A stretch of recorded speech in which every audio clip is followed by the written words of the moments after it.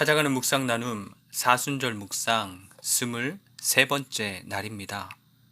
묵상 말씀은 마태복음 26장 17절 말씀입니다. 무교절의 첫날에 제자들이 예수께 나와서 이르되 유월절 음식 잡수실 것을 우리가 어디서 준비하기를 원하시나이까? 아멘. 예수님께서 제자들과 함께 예루살렘으로 들어가신 것은 유대인 남자라면 반드시 지켜야 하는 유월절과 무교절 절기를 지키기 위해서였습니다.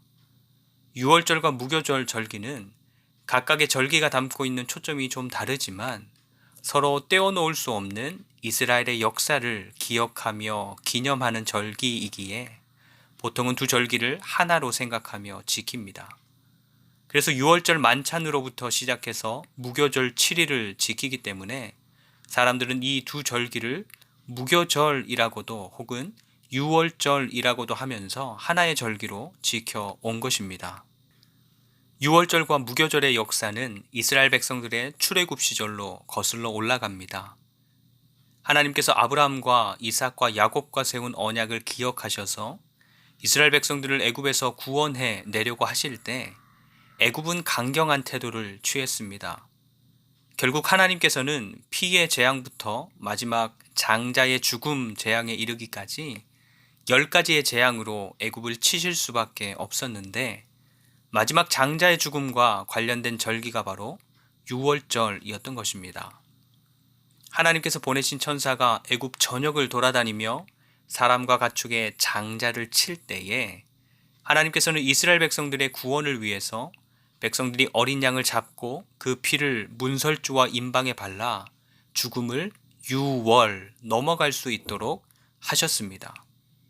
그리고 하나님의 백성들은 어린 양의 피를 바른 집 안에서 양을 구워 먹으며 그 죽음의 날이자 구원의 날을 안전하게 보낸 것입니다. 그렇기 때문에 이스라엘 백성이라면 해마다 돌아오는 이 유월절을 대대로 기억하고 또 그날에 먹었던 유월절 음식을 먹으며 하나님의 구원을 기념할 만하죠. 그리고 이어지는 무교절은 애굽을 탈출한 이후에 이스라엘 백성들이 광야에서 겪었던 거칠고 힘든 날들과 그런 광야 속에서도 그 백성들을 지키시고 보호하셨던 하나님의 인도와 은혜를 기억하며 지켰던 절기인 것입니다.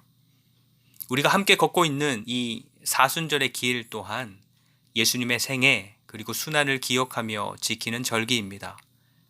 벌써 40일의 여정 중에 반 이상을 지나고 있는데 1년 365일의 날들 중에 고작 40일을 떼어 구별하는 것조차 쉽게 하지 못하는 삶이 바로 우리네 삶이고 이 정도가 바로 우리 신앙의 현 주소라는 것을 사실 절반이 지나기 훨씬 전부터 깨닫게 됩니다.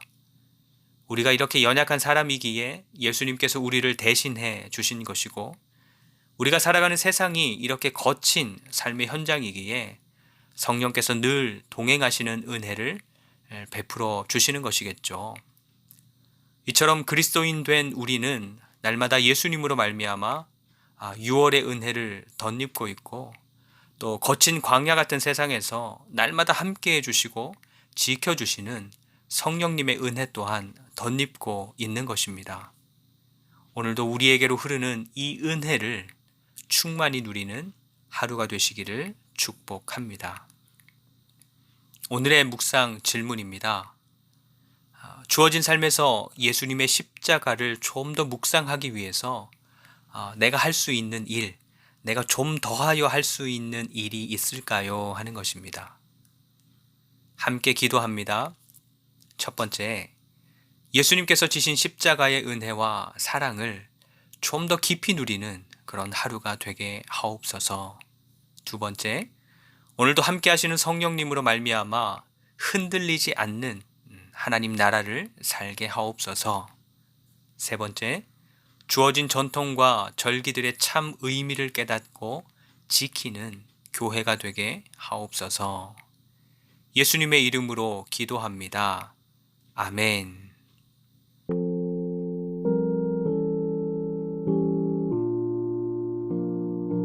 오늘도 말씀으로 주님과 동행하는 사순절의 시간이 되시기를 축복합니다.